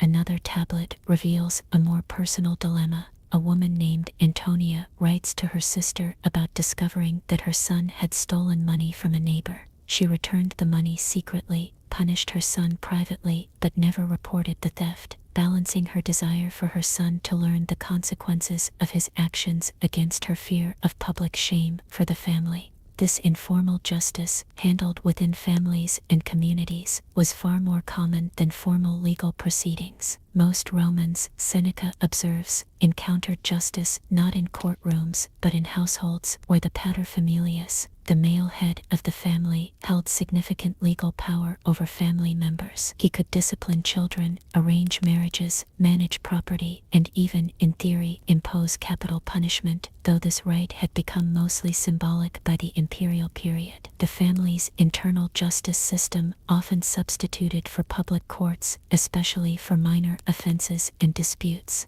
Only when family authority failed, or when crimes were too serious for private resolution, did public justice intervene.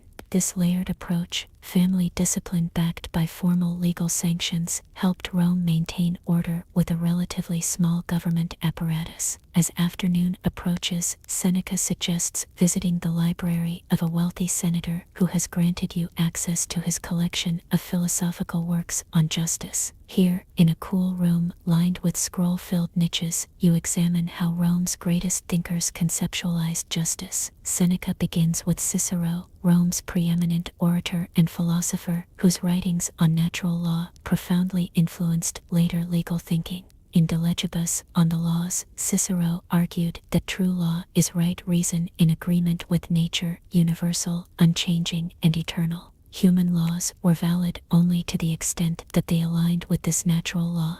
When they contradicted it, they ceased to be true laws at all. This concept created a standard against which positive law, the actual laws enacted by human authorities, could be judged. It suggested that justice transcended cultural differences and political systems, establishing universal principles that all legitimate legal systems should respect. While this didn't prevent Rome from maintaining many laws that modern observers would consider unjust, it did create intellectual space for critiquing and reforming unjust laws. Cicero wasn't alone in this thinking, Seneca explains, unrolling a text of Seneca the Younger, his namesake. The Stoics, in particular, developed sophisticated ideas about natural law and universal justice. They believed all humans possessed a divine spark of reason that made them part of a cosmic community, governed by natural laws discernible through reason. The Stoic philosopher Seneca argued that justice required treating even slaves with dignity and respect, writing in his letters to Lucilius, "Remember that the man whom you call your slave sprang from the same stock, is smiled upon by the same skies, and on equal terms with yourself breathes, lives, and dies." While not advocating for abolition, he promoted humane treatment based on recognition of common humanity rather than legal status. These philosophical ideals sometimes influenced policy, particularly under emperors with Stoic sympathies. Hadrian and Marcus Aurelius, for instance, enacted legal reforms that moderated some of Rome's harsher punishments and provided greater protections for vulnerable groups like slaves and orphans. Philosophy offered a language for articulating moral ideals that could gradually reshape legal practices. As the afternoon progresses, Seneca leads you to the Forum Triani, one of Rome's most magnificent public spaces. Amid the stunning architecture and bustling crowds, he points out the Basilica Ulpia, where the emperor himself sometimes heard appeals. The emperors introduced another dimension to Roman justice, Seneca explains. They stood both within and above the law, able to enforce it, interpret it, change it, or dispense with it through acts of clementia mercy. Imperial pardons and commutations became an important complement to formal legal processes, allowing for flexibility and humanity in cases where strict application of the law seemed excessive. Augustus, Rome's first emperor, was particularly known for his strategic use of clemency, pardoning political opponents to demonstrate his magnanimity and secure their loyalty. Sometimes imperial justice took more direct forms. Seneca tells you about Emperor Claudius, who personally heard a case involving a woman who denied recognizing her adult son. Evidence was inconclusive until Claudius ordered them to marry each other. an act that would constitute incest if they were truly mother and son. The woman immediately admitted the truth rather than face this prospect. While unorthodox, this resolution reflected the pragmatic, results-oriented approach that characterized much of Roman legal thinking. As evening approaches, Seneca suggests ending your exploration at the Temple of Concord in the Forum Romanum. This ancient shrine, dedicated to harmony and agreement among citizens, encapsulates an often overlooked aspect of Roman justice, its emphasis on reconciliation and social peace. For all its harshness in punishing serious crimes, Seneca observes, as you gaze at the temple's elegant facade, Roman justice often prioritized restoring harmony over exacting retribution. Many legal processes included formal opportunities for reconciliation before judgment was rendered. In civil disputes, magistrates typically began proceedings by asking the parties if they wished to attempt settlement before proceeding to trial. In minor criminal matters, victims could often accept compensation instead of pursuing punishment. Even in serious cases, aspects of restorative justice sometimes appeared, with offenders able to make amends through public works, financial restitution, or formal apologies. This pragmatic approach reflected Rome's fundamental concern with maintaining the social fabric. Justice wasn't an abstract ideal, but a practical tool for preserving concordia, civic harmony, without which the empire could not function. It also recognized that communities had to continue functioning after legal disputes were resolved, making reconciliation as important as judgment. As the sun begins to set, turning the white marble buildings of the Forum to gold and rose, Seneca unfolds one final scroll, an excerpt from the writings of Marcus Aurelius, the philosopher-emperor. In his Meditations, Aurelius reflected deeply on justice, not just as a legal concept, but as a personal virtue. If someone can prove to me that what I think or do is not right, I will happily change, for I seek the truth, by which no one was ever injured. It is the person who continues in his self-deception and ignorance who is harmed. This capacity for self-reflection and self-correction, Seneca suggests, might be the highest form of justice, the ability to recognize our own errors and adjust our understanding accordingly. It's a fitting thought with which to conclude your exploration of Roman justice, a system that, for all its flaws and limitations, constantly evolved through critical self-examination and adaptation. As you bid farewell to Seneca and make your way back through the twilight streets of Rome, you reflect on what you've learned over these days. Roman justice was not a single monolithic system, but a complex tapestry woven from formal laws, philosophical ideals,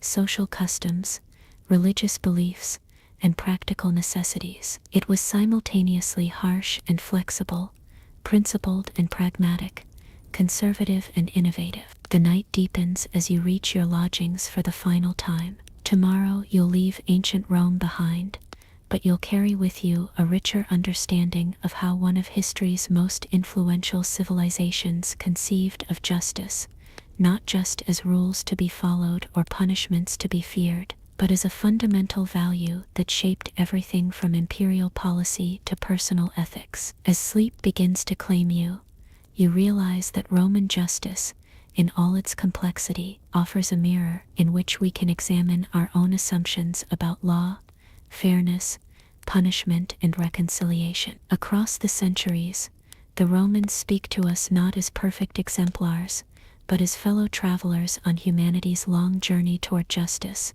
a journey still continuing, still unfinished in our own time. In the quiet darkness of your Roman night, questions and insights continue to swirl in your mind. How did ordinary Romans navigate the complex legal landscape you've explored? What was it like to live in a society where justice depended so heavily on social status? How did Roman concepts of justice evolve as the empire expanded to incorporate diverse cultures and traditions? These questions carry you into dreams of forums and basilicas, of judges and advocates, of punishment and mercy, the eternal human search for justice continuing across time from ancient Rome to our modern world. And in that continuity, there is comfort, a sense that while the forms and expressions of justice may change, the fundamental human yearning for fairness and order remains constant across the centuries. Roman justice was never perfect, often harsh, sometimes corrupt, frequently unequal, but it represented one of humanity's most ambitious attempts to replace violence and arbitrary power with reason and principle. Its legacy lives on not just in legal codes and procedures, but in our continuing conversation about what justice means and how we can better achieve it. As consciousness finally fades, your last thought is of Justitia herself, the goddess of justice who watches over Rome with clear eyes, balanced scales, and ready sword, not blindfolded, as later ages would portray her, but seeing clearly the humanity of those who stand before her, flawed, striving, and ultimately worthy of both judgment and mercy. And in that complex balance of justice and clemency, severity and compassion, law and equity, the Romans found something profoundly true about the human condition, a truth that transcends their specific laws and customs to speak to us still, across the vast gulf of centuries that separates their world from our own. Sleep claims you fully now, and the ancient city of Rome fades into dreams, its lessons about justice neither forgotten nor completely learned, but continuing to evolve as humanity itself evolves, always seeking, always striving, for that perfect balance that the Romans called iustitia, justice, the giving to each what is due, the foundation of civilization itself. The early morning light filters through your window, rousing you from dreams of ancient courtrooms and marble forums. Your time in Rome is drawing to a close, but before you depart, there's one final aspect of Roman justice to consider: its remarkable adaptability across time and space, allowing it to govern a vast empire encompassing countless cultures for over a millennium. As you prepare for your journey home, your thoughts turn to how Roman law managed to function from Britain to Egypt, from Spain to Mesopotamia. The Romans never forced complete legal uniformity on their conquered territories. Instead, they created a layered system, with Roman law applying to Roman citizens, local laws continuing for provincial subjects, and special provisions for different groups like soldiers, merchants, or freedmen. This pragmatic pluralism allowed Rome to maintain authority while accommodating diversity. It recognized that justice needed to be intelligible to those subject to it, reflecting their values and customs even as it served imperial interests. When conflicts arose between Roman and local law, provincial governors had considerable discretion to find workable compromises. As the empire evolved, these various legal traditions cross-fertilized each other. Eastern concepts influenced Western practices. Provincial innovations were sometimes adopted into Roman law itself. The result was a dynamic, evolving system that could adapt to changing circumstances while maintaining its essential character. Perhaps this adaptability explains why Roman legal concepts survived the empire's fall and continue to influence modern jurisprudence. By combining principled reasoning with practical flexibility, the Romans created a legal framework capable of transcending its original context to address universal human needs for order, predictability, and fairness. With these reflections, you bid farewell to ancient Rome, not just a historical curiosity, but a living source of insight into justice's challenges and possibilities. As you return to your own time, you carry with you not only knowledge about Roman laws and procedures, but a deeper appreciation for how societies throughout history have struggled to align their legal practices with their moral values,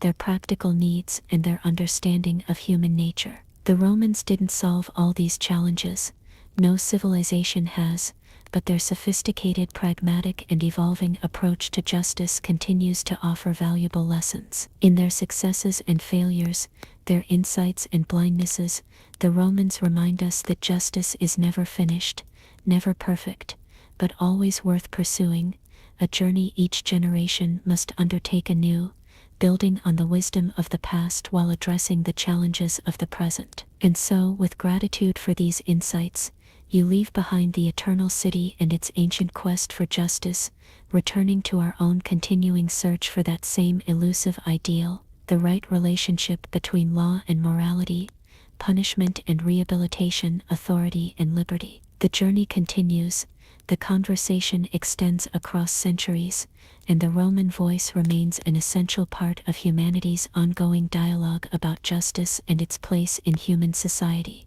Before we complete our journey through the fascinating landscape of Roman justice, let's explore one final aspect that brings together everything we've learned: the famous criminal trials that captivated Roman society and still intrigue us today. These cases reveal not just how Roman law worked in practice, but how justice intersected with politics, morality, and the human drama that unfolds whenever the stakes are highest. For this final exploration, your guide is Julia Marcella, a wealthy patrician woman whose family has produced generations of advocates and judges. Though women couldn't formally practice law in ancient Rome, Julia has witnessed countless trials from privileged positions and collected accounts of Rome's most notorious legal proceedings. As the daughter, sister, and wife of legal professionals, she offers a unique perspective on the drama of Roman courtrooms. You meet Julia at the Basilica Julia in the Forum, an enormous building with multiple halls where civil and criminal trials were conducted simultaneously. The morning air is cool,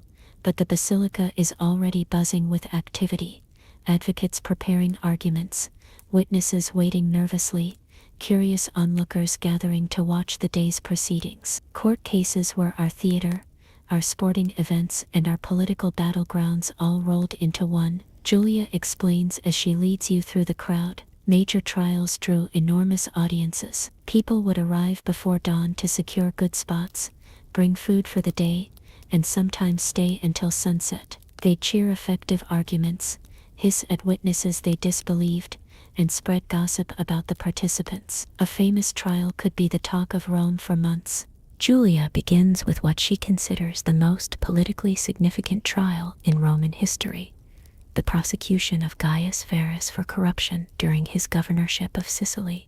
From 73, the case catapulted a young advocate named Marcus Tullius Cicero to fame and exemplified both the potential and the limitations of Roman justice when confronting powerful wrongdoers. Verus had spent his 3 years as governor systematically plundering Sicily, extorting money from cities, stealing art and religious artifacts, accepting bribes to pervert justice, and executing Roman citizens without trial. When Sicilian representatives came to Rome seeking redress, Cicero took their case, a risky career move, as Verus had powerful supporters among the Roman nobility. What made the case extraordinary, Julia explains, was not just Verus's crimes, which were unfortunately common among provincial governors, but Cicero's innovative prosecution strategy. Typically, such trials involved lengthy speeches from multiple advocates on both sides, allowing the defense to drag out proceedings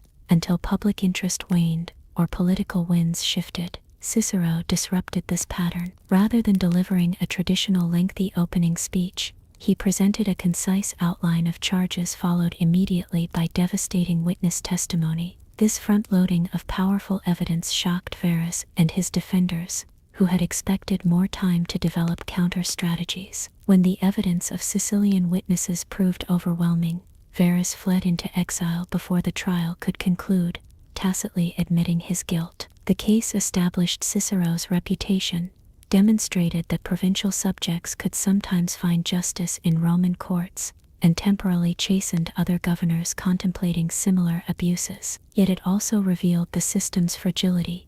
The outcome depended largely on Cicero's exceptional skill and Verus's miscalculations rather than the system's inherent fairness. Cicero published his prepared speeches against Verus, even though he never delivered all of them in court. Julia notes, they survive as powerful examples of Roman legal rhetoric and detailed accounts of provincial administration's darker side. As the morning progresses, Julia leads you to a quieter corner of the basilica, where she unfolds a set of wax tablets containing her notes on other famous cases. Not all significant trials involved politics, she observes. Some revealed deep cultural tensions or moral dilemmas that Roman law struggled to resolve. She tells you about the case of Aulus Cloentius Habitus, tried in 66 BCE for allegedly poisoning his stepfather, Oppianicus. The extraordinary family drama behind the case included previous accusations of bribery, multiple suspicious deaths, and a mother testifying against her son, all set against the backdrop of a small Italian town torn apart by feuding prominent families. Cicero again served as advocate, this time for the defense. The case was so convoluted that Cicero himself supposedly later admitted that he had thrown dust in the eyes of the jury through his rhetorical skills rather than clearly establishing his client's innocence. The trial demonstrated how Roman courts could become venues for resolving long-standing local conflicts that had little to do with the specific charges presented. The most notorious trial in Roman history, however, Julia continues as you move toward the basilica's entrance, seeking fresh air, was undoubtedly the case of Lucius Sergius Catiline, whose conspiracy to overthrow the Republic in 63 BCE led to unprecedented legal measures and debates about due process that still resonate today. When Cicero, then serving as consul, Rome's highest official, uncovered evidence of Catiline's plot, he faced a dilemma. The conspiracy included plans to murder leading citizens, burn parts of Rome, and overthrow the government. After presenting evidence to the Senate, Cicero secured a senatus consultum ultimum, a declaration of emergency powers. When 5 co-conspirators were captured, the Senate debated their fate. Julius Caesar argued for life imprisonment, warning that executing citizens without regular trial would set a dangerous precedent. Cato the Younger countered that the extraordinary threat justified extraordinary measures. The Senate ultimately voted for execution, which Cicero immediately carried out. The legal repercussions were felt for years, Julia explains. Though many initially praised Cicero for saving the Republic, he was later sent into exile specifically for executing citizens without trial. The episode raised fundamental questions about balancing security against legal principles, questions that troubled Roman jurists just as they trouble legal scholars today. By midday, you and Julia have left the basilica and strolled to a small garden where she's arranged a light meal of bread, cheese, olives, and watered wine. As you eat, she turns the conversation to trials that revealed Rome's complex attitudes towards sexual morality and family relationships. The Romans were both deeply conservative about family honor and surprisingly pragmatic about certain aspects of sexuality, she notes. This tension produced some fascinating legal cases. She recounts the sensational trial of Gnaeus Calpurnius Piso in 20 CE, accused of poisoning Germanicus Caesar, the popular nephew and adopted son of Emperor Tiberius. While the poisoning charges were central to the case, much of the evidence focused on Piso's wife Plancina, who had allegedly engaged in inappropriate behavior with Germanicus's wife Agrippina, attempting to outshine her at public events and insulting her children. What modern observers might see as petty social rivalries, Romans viewed as serious threats to proper hierarchical relationships, Julia explains. Showing proper respect to social superiors was not just good manners, but a fundamental social obligation. Plancina's behavior was considered legally relevant because it established a pattern of disrespect that made the poisoning allegations more plausible. Before Piso's trial could conclude, he committed suicide. Whether from guilt or fear of an inevitable conviction remains debated. Plancina initially faced charges as an accomplice, but was pardoned through the intervention of Livia, the emperor's mother. The case demonstrated how Roman trials could intertwine criminal allegations with broader concerns about social propriety and imperial family politics. Even more scandalous was the trial of Apuleius in the 150 SCE, a case Julia describes as perhaps the Roman Empire's most famous witchcraft trial. Apuleius,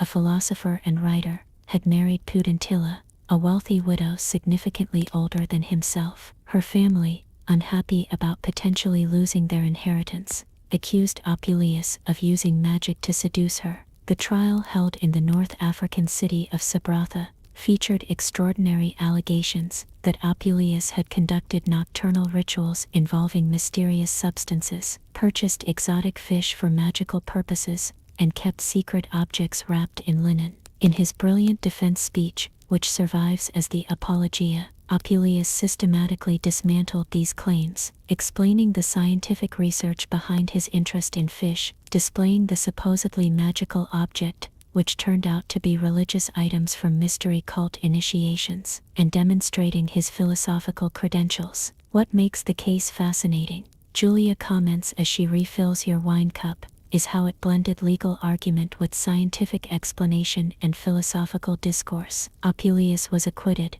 but the case reveals Roman anxiety about the boundaries between acceptable religious practices, philosophy, medicine, and supposed magic. As the afternoon advances, Julia suggests visiting the carcer, Rome's prison at the foot of the Capitoline Hill, to discuss cases that ended in Rome's most severe punishments. The prison's grim stone exterior casts a shadow that seems both physical and metaphorical, a reminder of justice's ultimate power over life and death. The Romans reserved their harshest punishments for crimes they considered threats to the foundation of society itself, Julia explains. Parricide, killing one's parents or close relatives, was seen as particularly unnatural, a violation of Rome's most sacred bonds. She recounts the case of Malleolus, from the early 1st century BCE, convicted of killing his mother. As you learned earlier, he suffered the terrible punishment of the cullius, being sewn into a sack with live animals, and thrown into the Tiber. What makes his case particularly noteworthy was his desperate legal maneuvering before the sentence. According to Rhetorica et Herennium, a contemporary rhetorical handbook, Malleolus's advocate argued that since the law specified that the condemned should be sewn up in a sack, Malleolus could technically be placed in a sack with an opening, allowing him to breathe. The court rejected this hyper-literal interpretation, Julia notes, but the case became a famous example in legal education about the tension between the letter and the spirit of the law. Teachers used it to warn students that clever verbal arguments couldn't overcome the clear intent of legislation, especially in cases of heinous crimes. Equally severe were punishments for treason maiestas, as illustrated by the case of Sejanus, once Emperor Tiberius's trusted praetorian prefect. When Tiberius became convinced that Sejanus was plotting against him in 31 CE, the response was swift and terrible. Sejanus was arrested in the Senate, immediately condemned without a full trial, and strangled that same day. His body was exposed to public abuse on the Gemonian stairs, then thrown into the Tiber. But the punishment didn't end with Sejanus himself. Julia continues soberly. His young children were also executed. His daughter so young that because Roman tradition held it unlucky to execute virgins, she was reportedly raped by the executioner before being killed. The case exemplified the terrifying reach of Roman punishment at its most extreme, extending beyond the criminal to innocent family members. While some jurists questioned such collective punishment, politics typically overrode legal principle in cases touching imperial security. As late afternoon approaches, Julia leads you back toward the Forum, stopping at the Temple of Saturn, which housed Rome's treasury. Let's end with something lighter. Cases that revealed Roman attitudes toward property, contracts, and commercial relationships, she suggests. She tells you about a famous dispute between two merchants, Canidius and Veiento, who had contracted for a shipment of grain from Egypt to Rome. The written agreement specified delivery during the sailing season, a common phrase in Mediterranean shipping. When the grain arrived a few days after the traditionally recognized end of safe sailing weather, Veiento refused payment, citing the delayed delivery. The case hinged on how strictly to interpret sailing season, as a rigid calendar date or a practical assessment of sailing conditions. The judge ruled in favor of the shipper, noting that actual weather conditions had remained favorable after the traditional end date, making delivery still technically within the sailing season. The case became a reference point for the principle that commercial agreements should be interpreted according to their practical purpose, rather than simply by technical wording. Another commercial case involved a lawsuit between a patron, Seneca, not the philosopher, and his former slave Midas, whom he had freed and established in business. Their dispute involved an accounting of profits from Midas's workshop, with Seneca claiming Midas had concealed earnings. The court appointed an arbiter, a neutral expert, to examine the business records and testimony from other workshop employees. What's interesting, Julia notes, is that the arbiter found both parties partially at fault. Midas had indeed kept some records hidden, but Seneca had imposed unreasonable profit expectations given market conditions. The judgment required Midas to pay a reduced sum and modified their ongoing business relationship rather than severing it entirely. This practical, compromise-oriented approach was typical of Roman commercial law, which prioritized maintaining productive economic relationships over strict assignment of blame or vindication of principle. Roman judges, in commercial cases, often acted more like mediators or business consultants than simply interpreters of law. Evening is approaching now, the forum bathed in golden light as the sun begins its descent behind the Capitoline Hill. Julia suggests concluding your exploration at the ancient shrine to Equitas, the goddess of fairness and equity, located near the Temple of Vesta. After all the cases we've discussed, political prosecutions, family dramas, mysterious deaths, commercial disputes, what lessons can we draw about Roman justice? Julia asks, her voice thoughtful as you stand before the small, elegant shrine where merchants traditionally asked blessing on their weights and measures. Perhaps the most important is that Roman law was never a rigid, abstract system divorced from human realities. She suggests it was deeply embedded in Roman social values, responsive to practical needs, and constantly evolving through the creative tension between tradition and innovation. Roman courts weren't just venues for applying unchanging rules, they were forums where society worked out its fundamental values in the context of specific conflicts. Each major case not only resolved an immediate dispute, but contributed to an ongoing conversation about what justice meant in a changing world. The Romans weren't naive idealists, Julia observes as the first evening stars appear above the forum.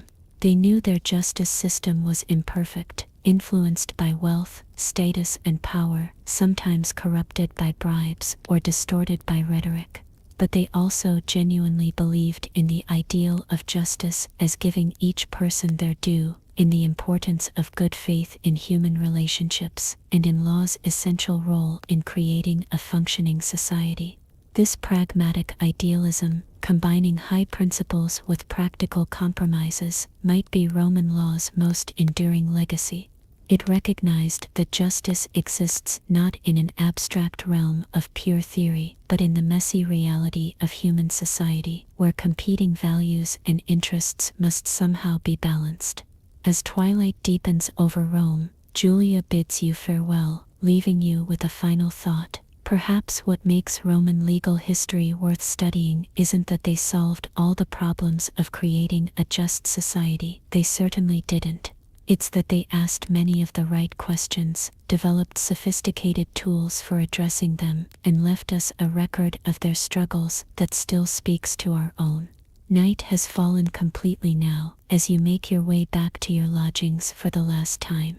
Tomorrow you'll leave ancient Rome behind, returning to your own time, with a deeper understanding of how one of history's most influential civilizations approached the eternal human challenge of creating justice in an imperfect world.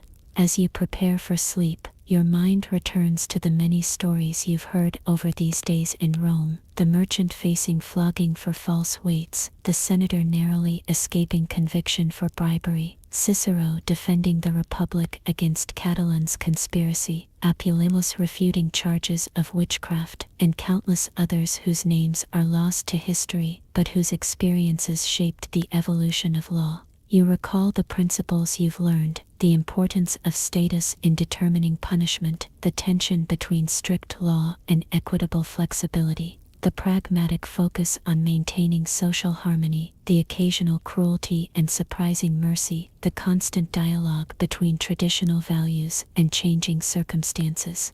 Rome's justice system was simultaneously sophisticated and primitive, principled and prejudiced, innovative and traditional, much like Rome itself. Its legacy lives on not because it was perfect, but because it grappled honestly with fundamental questions that every society must address. How do we balance order with freedom, retribution with rehabilitation, consistency with flexibility, written rules with deeper principles? As sleep begins to claim you, you reflect that perhaps Roman justice's greatest lesson is humility, the recognition that justice is always a work in progress, never fully achieved, but always worth pursuing. The Romans, for all their achievements, never believed they had created a perfect system. Instead, they built institutions and principles that could adapt to changing circumstances while preserving essential values. In that ongoing effort to balance tradition and innovation, principle and pragmatism, severity and mercy, the Romans weren't so different from us, fellow travelers on humanity's long journey toward justice, leaving signposts and lessons for those who would follow, but never reaching the final destination.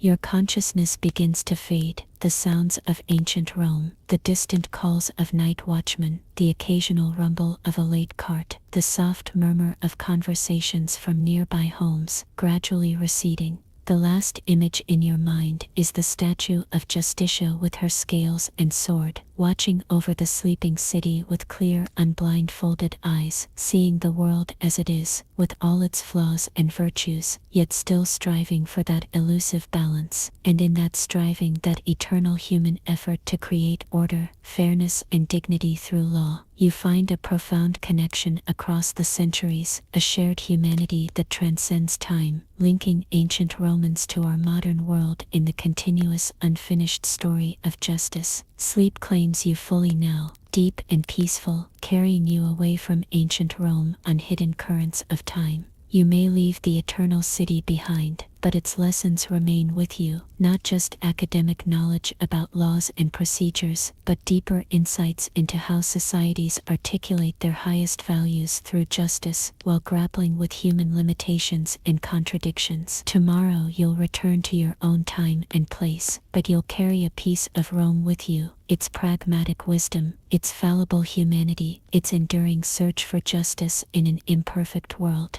And perhaps in that continuity, that unbroken human conversation about right and wrong, law and ethics, punishment and reconciliation, there is a kind of immortality, not of individuals or even civilizations, but of the questions and aspirations that define us as human beings across the vast expanse of history. The quest for justice continues, as it always has and always will, with each generation adding its own chapter to the story that began long before Rome and extends far beyond our own time. The eternal human search for the right way to live together in community, resolving conflicts through reason rather than force, creating order without sacrificing freedom, and treating each person with the dignity they deserve, simply by virtue of being human. In that ongoing quest, the Romans remain our companions, neither perfect models to be emulated uncritically, nor primitive ancestors to be dismissed, but fellow seekers whose triumphs and failures, insights and blindnesses continue to illuminate our own path toward justice, that most elusive yet essential human ideal. And so, with gratitude for these insights, you drift into the deepest sleep, the ancient city fading into dreams, its lessons neither forgotten nor fully learned, but continuing to evolve as humanity itself evolves, always seeking, always striving, for that perfect balance that the Romans called justitia, justice, the foundation of ordered liberty, the cornerstone of civilization itself.